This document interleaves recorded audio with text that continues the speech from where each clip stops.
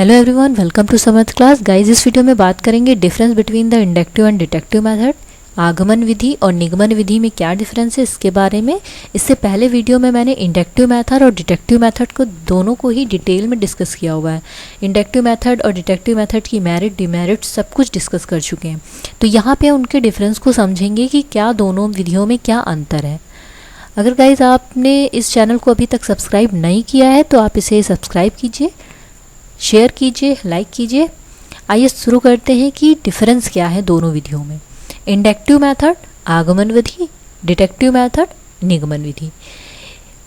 आगमन विधि यह विधि मनोवैज्ञानिक है, निगमन विधि यह विधि अमनोवैज्ञानिक है। यहाँ पे जो भी चीज़ें बात होती हैं आगमन विधि में वो साइकोलॉजी बेस पे होती हैं, जबकि जो निगमन विधि है वो साइकोलॉजी बेस पे नहीं होती। तो यह एक अमनोवैज्ञानिक विधि है। आगमन विधि निम्न कक्षाओं के लिए उपयोगी होती है, निगमन विधि उच्च कक्षाओं के लिए उपयोगी है, क्योंकि आगमन विधि में हम उदाहरण से हम प्रिंसिपल की ओर प्रोसीड करते हैं, जबकि निगमन विधि में हम रूल पहले बता देते हैं और तब उदाहरण को शो करते हैं। यह ऊपर की ओर अग्रसर होती है आगमन विधि। निगमन विधि नीचे की ओर अग्रसर होती है, क्योंकि हम प्रिंसिपल पहले पता होते हैं, देन हम एग्जाम्पल सॉल्व करते हैं। मैथ और साइंस के लिए दोनों विधियाँ काफ़ी ज़्यादा इंपॉर्टेंट होती हैं, तो ज़्यादातर अगर यूज़ करते हैं तो हम आगमन विधि का यूज़ करते हैं। यह अध्ययन की उत्तम विधि है, क्योंकि यहाँ पे एनालिसिस बच्चों को करना आ जाता है, बच्चों को स्टेप बाय स्टेप लिखना आ जाता है। निगमन विधि भी उत्तम विधि है, बट अगर दोनों में कंपैरिजन किया जाए तो आगमन विधि ज़्यादा सुटेबल है टीचिंग के लिए। इस विधि में छात्र में आत्मविश्वास और तर्क और चिंतन का विकास होता है। आगमन विधि जो यूज़ करते हैं तो इस विधि में देखते हैं आप स्टूडेंट ज़्यादा एक्टिव होते हैं, उनमें लॉजिकल थिंकिंग डेवलप होती है, वो हर एक चीज़ को अच्छे से समझ लेते हैं। जबकि निगमन विधि की अगर बात करें तो वहाँ पे पहले से ही उनको रूल बता दिया जाता है, तो जब कोई चीज़ पहले से ही अगर उनको पता होगी तो वो ज़्यादा उसको समझने की कोशिश नहीं करते, वो उसको रट लेते हैं। कुछ जितने भी रूल या प्रिंसिपल होंगे उनको रट लेते हैं और फिर आगे वो अपने जो भी क्वेश्चन सॉल्व करना वो उसी के बेस पे सॉल्व करते हैं। तो यहाँ पे इनकी लॉजिकल थिंकिंग डेवलप उतने अच्छे से नहीं हो पाती है। आगमन विधि इस विशिष्ट से उदाहरण से सामान्य सिद्धांतों की ओर बढ़ती है, जबकि जो निगमन विधि है सामान्य सिद्धांत से विशेष उदाहरणों की ओर बढ़ती है, क्योंकि यहाँ पे सिद्धांत पहले बताए जा रहे हैं और उदाहरणों की ओर हम उसको प्रस्तुत कर रहे हैं। आगमन विधि शिक्षण की गति धीमी होती है, क्योंकि यहाँ पे बच्चा स्टेप बाय स्टेप एनालिसिस करते हुए नियम की तरफ आगे बढ़ता है। जबकि जो आपकी निगमन विधि है यहाँ पे जो शिक्षण होता है काफ़ी तेज होता है, तेज गति से होता है। क्यों? क्योंकि यहाँ पे रूल और प्रिंसिपल पहले बताए जाते हैं, यहाँ पे सिद्धांत पहले बताए जाते हैं, नियम पहले बताए जाते हैं, तब उदाहरणों को प्रस्तुत किया जाता है। तो यहाँ निगमन विधि में जो टीचिंग होगी वो काफ़ी ज़्यादा स्पीड से होती है, जबकि जो आगमन विधि है यहाँ पे स्पीड काफ़ी कम होती है। यहाँ पे स्टूडेंट ज़्यादा एक्टिव होते हैं, टीचर उनकी हेल्प करते हैं, तो दोनों ही एक्टिव है। बट अगर टीचर्स एक्टिव है तो यहाँ पे स्टूडेंट ज़्यादा एक्टिव है, लेकिन निगमन विधि में स्टूडेंट एक्टिव ज़्यादा नहीं होता, यहाँ पे टीचर ही एक्टिव होता है, क्योंकि टीचर को ही सब कुछ बताना है स्टार्टिंग में।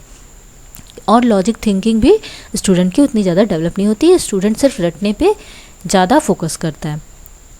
आगमन विधि में छात्र द्वारा सामान्य नियम प्रतिपादित किए जाते हैं। जनरल उदाहरणों को जब हम प्रस्तुत करते हैं तो बच्चे उन उदाहरणों को समझ के नियमों को भी समझते हैं, नियमों का भी प्रतिपादित करते हैं।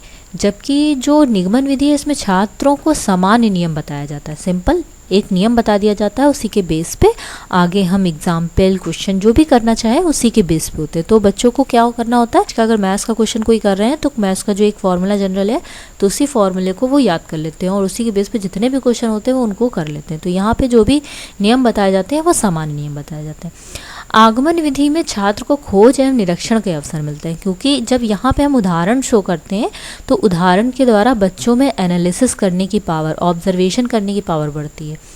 जबकि निगमन विधि में ऐसा नहीं होता, क्योंकि उनको तो रूल पहले ही बता दिया गया है, तो वो उसमें एनालिसिस करते ही नहीं है और बच्चे समझते ही नहीं कि ये रूल आया कहाँ से, तो उनके ऊपर ऐसा कोई भी क्वेश्चन उनके पास नहीं होता है। आगमन विधि में सीखने में समय अधिक लगता है, क्योंकि उदाहरण को समझते समझते तब हम एक नियम बनाते हैं, तो ये विधि में टाइम ज़्यादा लगता है। जबकि निगमन विधि में कम समय लगता है, क्योंकि फॉर्मूला पहले पता होता है और उसके बाद हमें उसके बेस पे एग्जाम्पल को सॉल्व करना होता है। इस विधि में, आगमन विधि में रुचि और जिज्ञासा जागृत रहती है, क्योंकि जब हम एग्जाम्पल शो करते हैं और बच्चों से वो नियम निकलवाने की कोशिश करते हैं तो बच्चे इंटरेस्टेड भी होते हैं उस चीज़ को लेके और उनके अंदर क्यूरियोसिटी भी बढ़ती है, तो वो हमेशा एक्टिव रहते हैं। जबकि जो निगमन विधि है इसमें ऐसा नहीं होता, ये यहाँ पे बच्चे सिर्फ रटने पे ज़्यादा फोकस करते हैं। तो ये थे इंडक्टिव डिडक्टिव मेथड के डिफरेंसिंग के जो पॉइंट थे।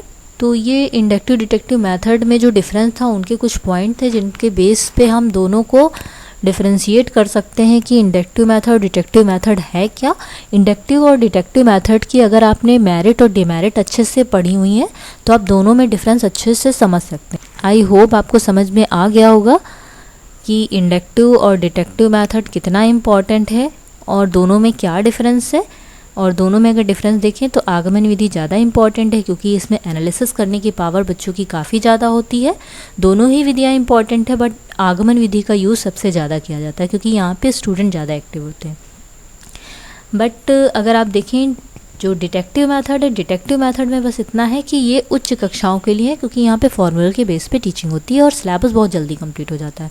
तो दोनों ही विधियाँ टीचिंग की, दोनों ही जो मेथड है वो दोनों ही इंपॉर्टेंट है। दोनों में डिफरेंस आपको, अगर आप दोनों को डिफरेंस अगर आपने समझ लिया होगा तो आप इसकी मेरिट, डिमेरिट्स, डेफिनेशन सब कुछ आप अच्छे से उसको एक्सप्लेन कर सकते हैं।